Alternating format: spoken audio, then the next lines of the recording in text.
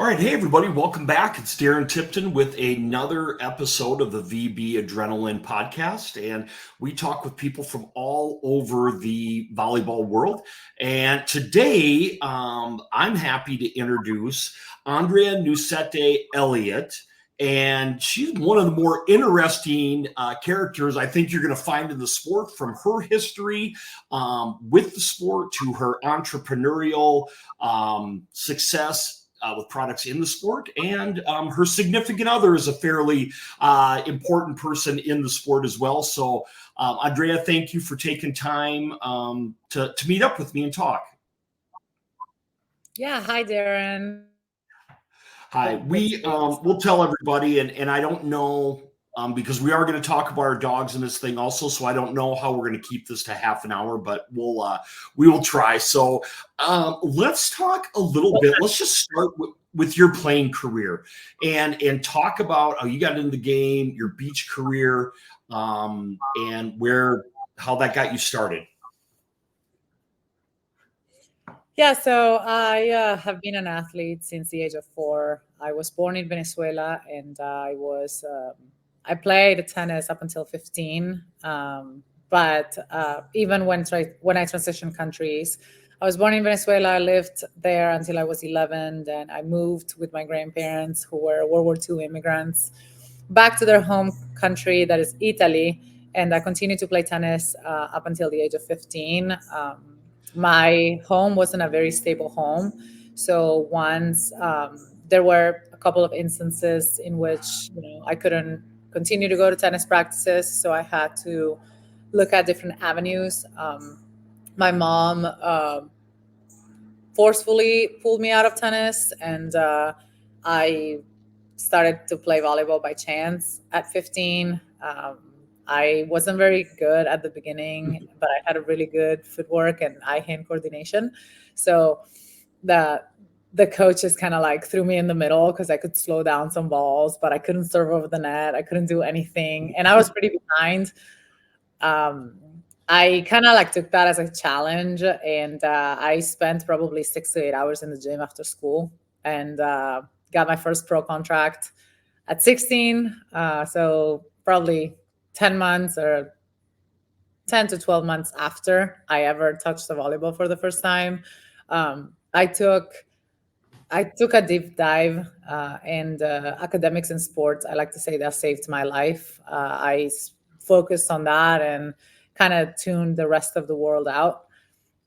And I started to play volleyball. Played in Italy for 8 years in the league there, and I moved to the U.S. Originally to study neurosurgery and rekindle my dad's relationship, whom I didn't spend much time when I was a kid with. But we don't know what the world has in store for you. So I had to pivot a little bit once I figured out that I didn't have enough money to pay for undergrad in one of these super, bougie universities that is super expensive. And, it wasn't like Europe that, depending on your tax bracket, you would just go to school and paid what could afford. It was just more like, this is really expensive, and I couldn't afford that. So I went to the community college and transferred into Texas in 2015, and finished my undergrad there, and then started a business. In between those years that I was transitioning between Houston and Austin, I started to play beach volleyball. Since I wanted to play a professional in the US, and there was not an indoor professional league, I kind of like missed the window for that. Sure. Now we have 2 minimum, and there is plenty of opportunity for those indoors players to come in and play from different countries as well. So that's how I kind of started in beach. Started playing at Third Coast in Houston, and the girls kind of snubbed me because I was really bad at it. So it kind of repeated itself from when I started playing indoor. But the guys were like, "Come on in, we'll let you play with us." And Right. I started to get the hang of it, and I again, I was invited to California because I did a USA HP trial or something, and I was really good physically. I'm fast, and I would just break all this number records, and they were like, come on out to California. And I remember Anna Collier, who was coaching USC at the time, said like, who's this person, like where'd she come from? But I didn't have a US passport, and I didn't know what I was really trying out for. I was just trying to play something competitively. Yeah, I got my humility bath out there in California, where I was coming from making money indoor, and I was just playing in the wind. I was absolutely lost. Probably the only thing I could do very well was just serve. Anything else was just a humility bath for me. And I took that as a challenge. I was like, oh, this reminds me of something. And I started just to keep working at it. And it's one of those sports that luckily you can play for a very long time, and Right. you always are learning something new, whether it's the wind, whether it's the location that you're playing in, people that you're playing with, it's like a partnership. And that's in a nutshell my sports journey. Well, so then and let's transition in, because we went to, I first saw your business side, and I didn't know anything about it. I've done a lot of research now, but as it says, TIY Products CEO. When did that all start to happen? And let's talk about that a little bit, because at least the volleyball world, the club volleyball world, it's your products are everywhere. Yeah, so it's interesting. So the initial idea was Jared's. So my husband has a different brain. He has a crazy entrepreneurial way of seeing life. He's one of those people that can see something and tell you how it could be better in 7 different ways. I don't have that gift. I am very much a very disciplined person. I'll make something happen from point A to point B. I'm very execution oriented. But DIY was a mix of those things. On my side, I brought in the expertise in textiles and fashion, and my personal experience, because I used to wear 5 hair ties to put my hair up when I was playing volleyball. And I liked my ponytail to be high, perky, to be there. And my hair is very straight. So whenever I was competing, I didn't want to readjust it. I didn't want to touch it when it was wet or when I was sweating. And the second part to that is my hairdressers, when I was going to work in the modeling and fashion industry, were telling me to stop tying my hair the way I was, because I was damaging it. And they were trying everything. They were using expensive masks, the right shampoo for my hair, the right conditioner, but ultimately I was damaging it by the way I was putting it up, especially because I didn't apply any heat to it. The second part of the story, Mr. Jarrett, that has a very different way of looking at things, has been coaching women for over 27 years now, or something close to that. So I think he had it one day, and he was just like, what's the problem? Because his players were readjusting their hair continuously during practice. I think it happened during a national semifinal. During a timeout, one of the girls snapped her hair tie, and something happened that made him pay attention to that. And he just asked the girls, what's the problem? And they all came back to him with different reasons why they were having issues with their hair tie. It was breaking, wasn't holding their hair. It was giving them headaches. They were stretching out. They needed a couple to hold their hair in a pony.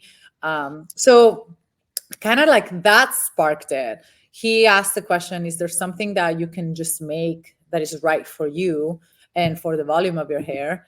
And they were looking at him like crazy. So we, over the course of 2 years, designed a technical fabric that is completely different. Yeah. And it is 13 times stronger than a regular hair tie, twice as stretchier.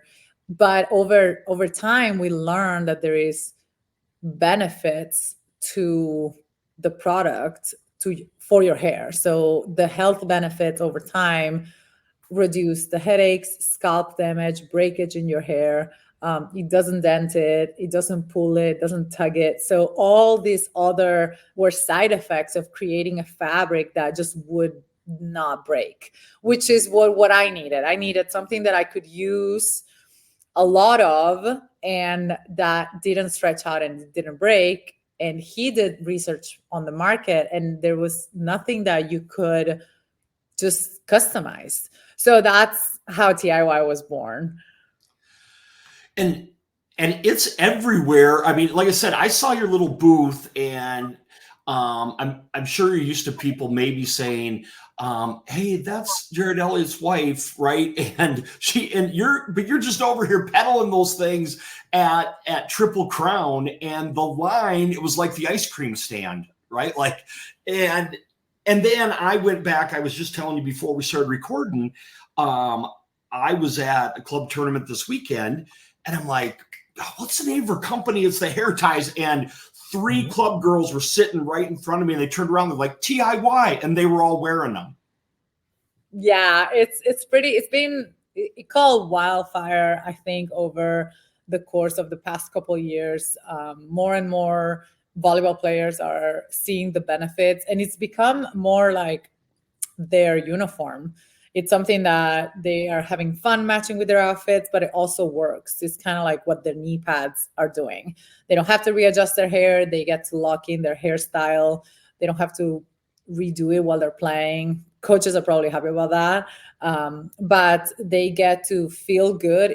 I wish I could. I wish you could try. It feels very secure in your hair, in a way that nothing else does. When you put your hair up as a woman and you're trying to wear it out of your face, usually you have to compromise hurting your hair or your head for the look. If you want it to look a certain way, it's going to hurt. Yeah. Well, with DIY, that doesn't happen. So I think more and more girls and collegiate athletes are starting to feel that. And once they try it for the first time, they're kind of hooked. They love it. And they come back for more colors, their university colors, their high school colors. We do a fundraiser that is called Tie That Binds, because it's a product that can be used by anyone, independently of what you look like or where you come from. So it is kind of a universal product, and it's really true to the fact that any person with any hair type can use it. That's awesome. So we'll get in more, and we talked a little bit about, it is a lot more than just a hair tie for volleyball players. Talk about some of your work with the government and testing, and just it's going towards a lot bigger, I think, things in the future. Yeah. So one of the things about the TIY fabric is that it doesn't really break at the same rate that a regular elastic does. Normally, what you find in hair ties is that they're either glued or they have a little piece of metal that it's easily, a breaking point. So we have a certification in our lab. You have a certain PSI at which the elastic will break.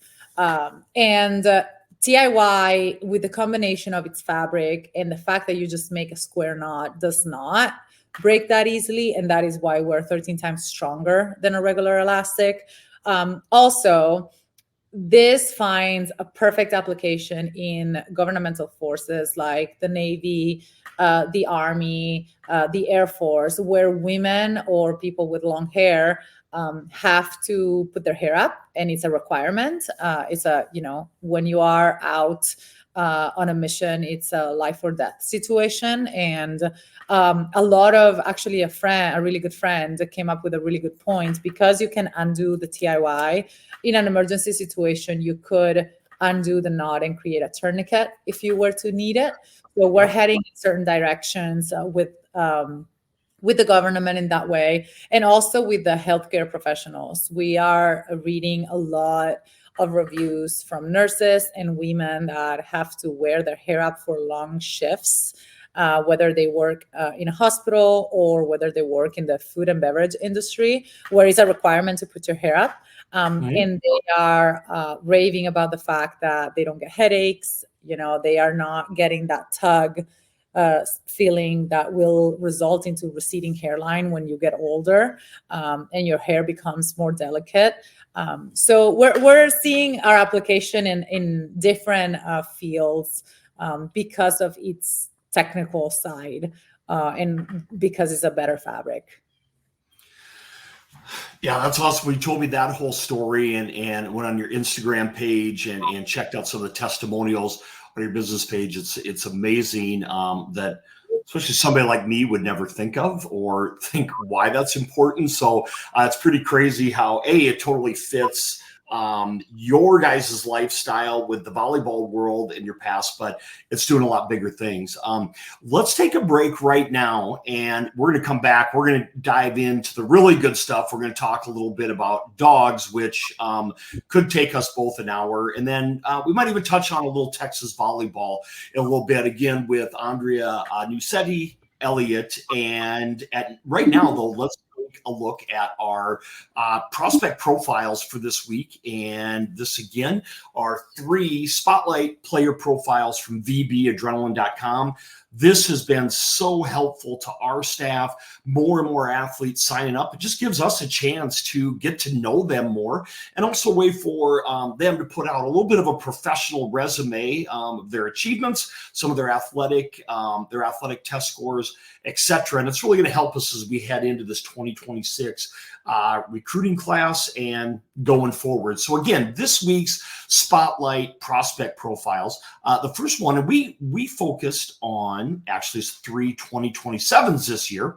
And the first, Cora Bickness, and she plays for Vital Volleyball Club out of Minnesota. And I was able to watch Cora for the first time live this past weekend. She actually earned all tournament team at Show Me qualifiers from Chatfield High School, Libero DS. I can see a couple of the camps that she has already attended, and I'm sure there's quite a few more coming this summer. But if you haven't gotten a chance to watch Cora and her Vital team yet, make sure you do that. Just another one of the talented bros in the class of 2027. And so Cora, look forward to watching you a little bit more. Next up is Kendall Hubbard. And Kendall plays for Elevation, a setter up in that upper Midwest. We talk about that being the heartland of volleyball, and you can see a few of her prospect camps she's already attended and some of her scores. Kendall wrote us a really nice note, a really personalized note about some of her career objectives, and really a high character kid. So Kendall, keep up the great work. Another 2027 setter, and running that 6'2", plays a little opposite as well for Elevation Volleyball. And finally is Elena Allie Breitling, and out in Vegas, plays for the Vegas Aces, goes to Bishop Gorman High School, one of the most noted high school programs in the country. Already, even as a 2027, block touch 112 inches, getting close to that 10-foot mark with her approach touch, and she's 5'10", and as she told us, still growing every day. So Elena Breitling, Vegas Aces, and then she plays for the powerful Bishop Gorman High School team. So we want to say thank you to all 3 of this week's Spotlight player profiles, but everybody that has submitted that form, updated it. It's just a cool way for us to track you all the way through your process, and for everybody that tunes into our page to take a look and tell your story a little bit, and for us to get to know you better. So if you want to, go to VBAdrenaline.com. Anybody can fill those out, and we'll follow you all the way through your signing day. So again, with that, let's head back to this week's episode and this week's special guest. And I think bring Andrea Nucete-Elliot back on. And we talked about her entrepreneurial spirit, her business, which is thriving, her career and moving to the U.S., her adventure with the sport. And that also led to you meeting your husband. I don't know if you want to tell us that story. Can we maybe lead in, and then we'll talk about our love of dogs, but maybe tell us how you met Mr. Jarrett and how that all started, and then we'll touch on our dogs a little bit. Yeah, so when I decided to come here, I was already out of recruiting age. I couldn't play. I wasn't eligible for NCAA volleyball, and he won the national championship in 2012. I was moving here in the spring of 2013. And in Italy, we don't send very many emails. So I didn't really know. I was searching for a club that for me meant professional. And all I would get in contact with were under 18 clubs, because that's what for Americans being in a club means. Yeah. For us, it's just the professional organization that is your club. Like football club, volleyball club is the same terminology. So I sent him a Facebook message and I said, Italy volleyball help. And he responded, you're too old. That's how we connected for the first time. And then we, through volleyball, stayed in touch. He was trying to explain to me why I could not play. And then I came to one game in the fall of 2013, and he thought I was super boring. And I just, in reality, couldn't understand what he was saying, not one word. So he speaks really fast for those that knows him, and he mumbles a little bit. So it's hard for a foreign person to understand what he's saying. So I was on that boat. But it was really good, like via text. So he was trying to be very helpful. And, we thought nothing of it. And later in the spring of 2014, he didn't have his kids, didn't have any friends in town, and South by Southwest was rolling around. And he said, hey, do you like music? And I said, yeah, sure. He's like, well, if you want to come, there is a very good music festival, and I'll show you Austin. And it's really funny when he says the story. We didn't think of that as a date until probably like the end of the night, and kind of like sat there, and I just asked him like, hey, what are you thinking? Because I was gonna drive back to Houston that day, but he just said, I really want to give you a kiss, and we've been together since that day. Well, that really is how you met it. I'm sure Coach appreciates that. But I want to say, as we show a couple of your pictures, but like we follow your Instagram. One word I would use with you is authentic and real. Like you're out there for everybody, your thoughts, your emotions, and really you do a really good job of diving in and talking about your guys' relationship like you're just a normal couple, right? He's my best friend. Yeah, I'm lucky to be able to be by his side whenever he needs me. And hi, he's here. What are we doing? How are you? Is she telling lies about me? Well, she told us about your first kiss. That was pretty cool, I guess. Always puts me on the spot. Yeah, he hates attention, and I love it. I'm good. I'm good. I'm good. Well, we'll come back. We can come back to the romance first, since we have Coach joining. I want to bring up these next slides because I told people my story is we are all, I think the three of us, safe to say, we're dog lovers. And hold on, we'll skip through mine. I'll brag about mine later. But I last year, and I told Andrea before we started my lack of knowledge and being so new to the sport. I am just pretty genuine. I don't know what I should say and maybe what I shouldn't say.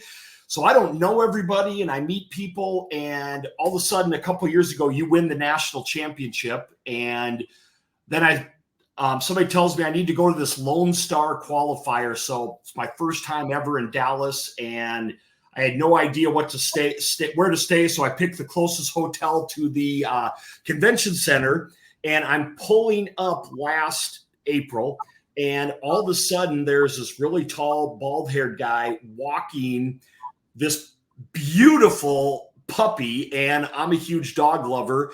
And then I did a double take. I'm like, I think that's Texas's head coach. And the next day, Craig Skinner introduced us, and I'm like, hey, I saw you out. I think you were making your dog go to the bathroom in front of the Omni Hotel. And you're like, yeah, my wife told me to take the dog out. So I was being a good listener, and that's how I met you, Coach. So that's true. She definitely puts me on errands. Yeah, being a good listener is always a good thing. So just talk about. I think it's so cool, and I talk to people all the time about dogs. But it's weird that here this multi-time national champion coach and just some guy from South Dakota can share a love of dogs. And dog lovers all understand and they all get it that they literally are like your kids. And so tell us about the pup who's not tiny anymore, name and Andrea, your training sessions with him. Yeah, Izzy, her name's Izzy, and she's almost 4 in October. And she's actually, Andrea will probably say this, but I was very reluctant to have a Doberman. I didn't want to have a Doberman because I was thinking like we had this nice big backyard and they weren't safe dogs. And so I did a little homework, and one of my friends actually raised a bunch of them. And he said like, hey, they're like big lap dogs. They're so great. And then we went on this journey to find the dog, and we found her via a breeder in Oklahoma. And it was just a match made, and she's been the most incredible dog ever. She's low maintenance, she's easy, and she's super loving. So it's been so much fun. How much does she weigh now? 83. She's a big girl. Yeah, that's not horrible though for a Doberman. I mean, for a Doberman, she's in great shape. But the training, did you guys do all the training on your own, or did you take her to behavior classes when she was a pup? We did obedience and a little bit of protection when in Houston. So I do reinforcement with her. She's an incredible animal. Like she learns so fast, and it's been so easy to understand how she learns. So I can teach her anything. She probably understands me to a level of a 2-3-year-old. It's incredible. I'll show you mine with Jack. So I've rescued, somehow I got a Wiesel in the mix, but I've rescued a Weimaraners for the past 15 years. So they really are like your kids, and dog people just get it, I think. And Izzy's beautiful. So are you guys going? I'm sure Coach has to be there, but Andrea, do you get to go back? Are you going back to Lone Star? And is Izzy going to be there again? We are, I think. Yeah, we're going separately. I'm coming back from recruiting. I'm taking a red eye in that night on Thursday. I arrive Friday morning at 5:30, and I'll be there. And I think she's coming up either Friday or Saturday. We have an event in New York on Monday for Madison Skinner with the Sullivan Award. And we're actually trying to get all the paperwork in, because from there we're going to head out for my birthday for a couple of days down to Costa Rica and take her down there and let her run on the beach for a while.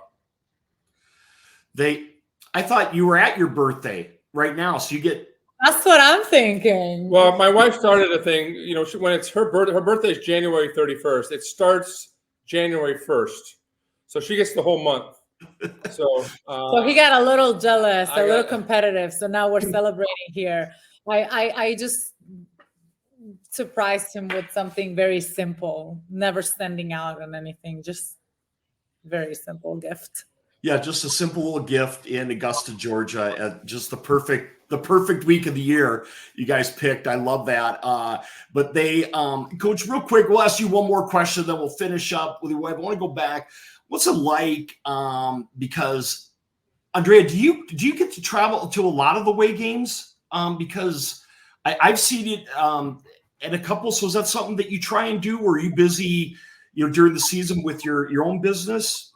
Luckily, my job I can do from anywhere, and I have a really good, group of people that are helping support what I do. And I try to be, with his schedule is absolutely brutal, whether it's recruiting or whether it's in games.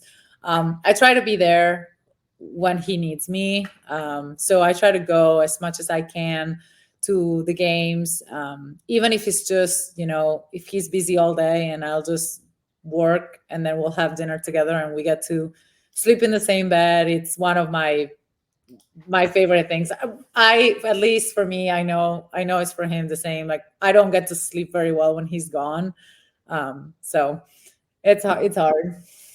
It's like time. It's important for our relationship. Obviously, I think it's hard being a coach, and the relationships are challenging. But I think also she's become a big part of our program with the players, and they really admire her, and they have great relationships, and she can kind of be a mom away from home. And it's just nice to have her by my side, but also for the team. Well, you guys talk about, and Andrea said before you got on here that that you guys are best friends, which is so cool. But do you guys have to separate, Andrea, with your, being a volleyball player, having that history? I mean, do you separate, or do you try and give coach some advice, or is it just? No, we talk very little volleyball, believe it or not. It's more about how can we be helpful for one another? How can we support the people that are around his program and, in the best way possible? They have a great coaching staff when it comes down to volleyball. There is a zero I can add to that. And I can just cheer them loud and just be there if anyone needs anything besides volleyball. I'm sure they got all those bases covered.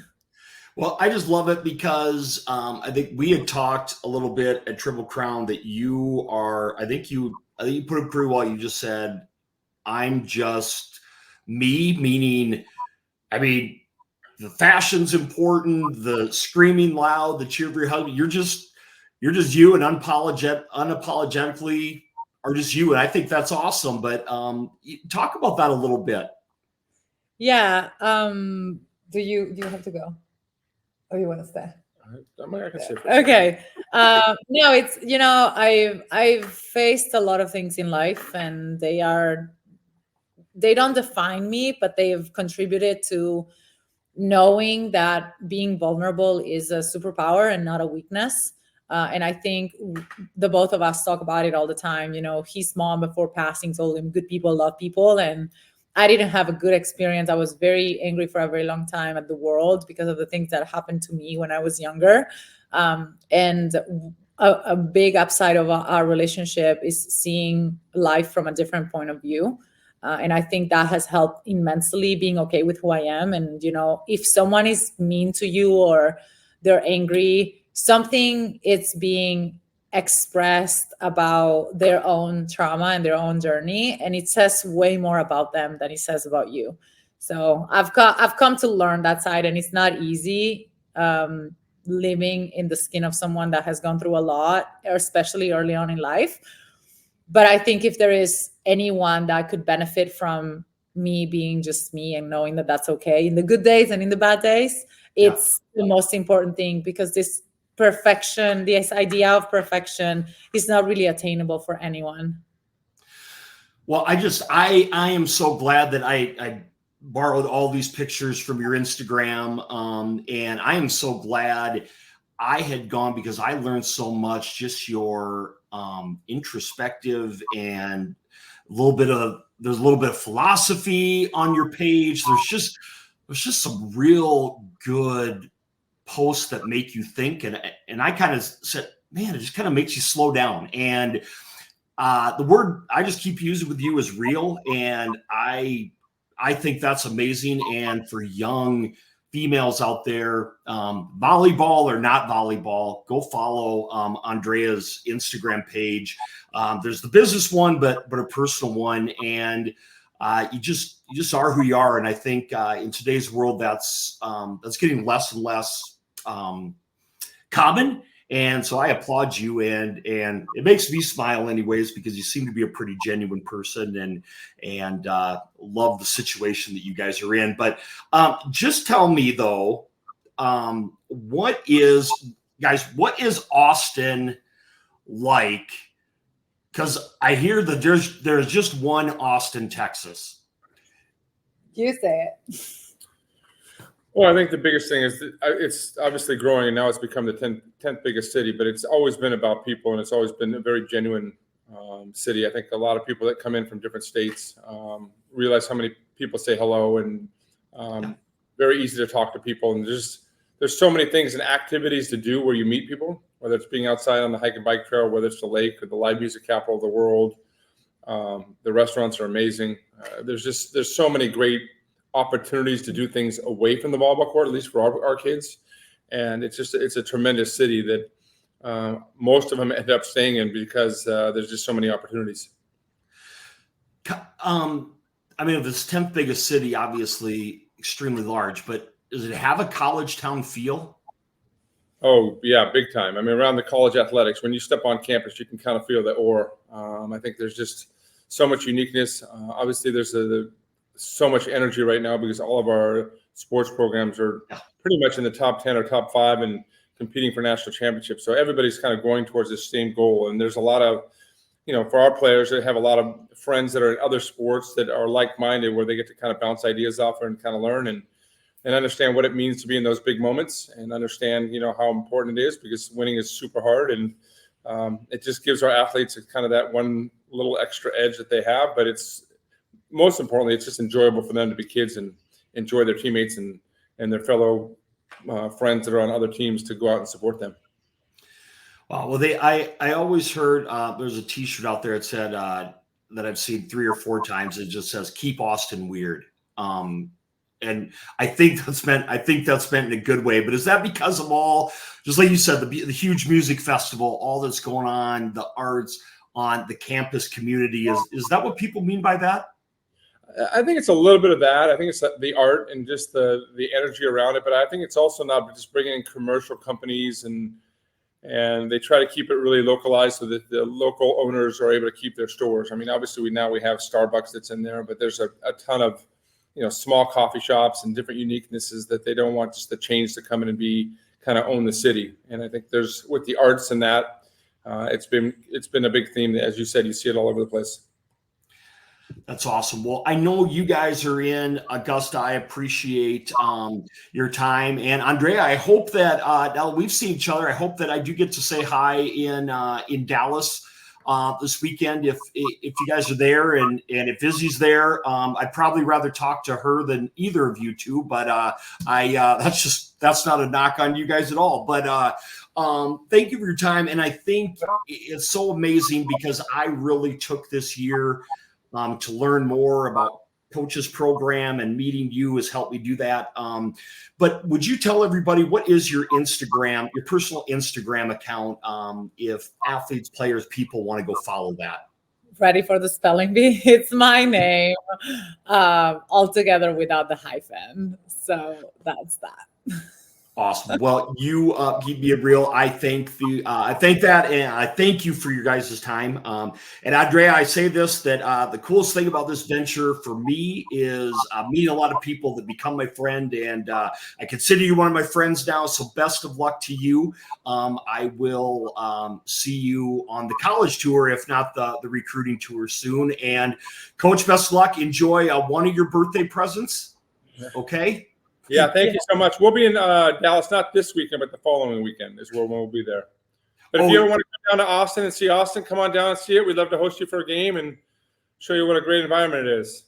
Yeah, and I'm gonna try and sneak down there during camp season, I think, this year, and we're gonna do a little camp tour of the country. And I saw you guys play in Minneapolis last year, but I have not been to a home match. And I'm also a former football coach. I heard the football team's decent, and Saturdays are pretty cool in Austin too. So yeah, well, you can come to both of those. Come down and Andrea knows everybody on school, so not a shocker, but she can get you around and enjoy the place. Well, if I'm going to hang out with her, I better go shopping because I don't have the wardrobe to keep up with that lady. So, Hey, you guys have a great time. I appreciate getting to know you guys.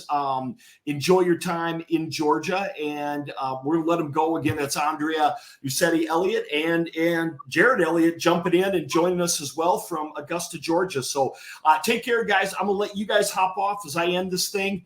Take care. Andrea, be well. We'll see you. Okay. Hey, everybody.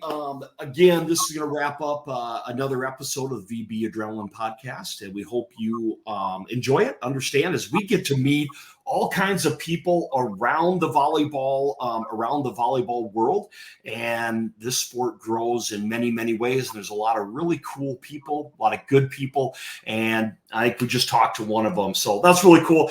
Again, if you want to follow us on X, at VBAdrenaline.com.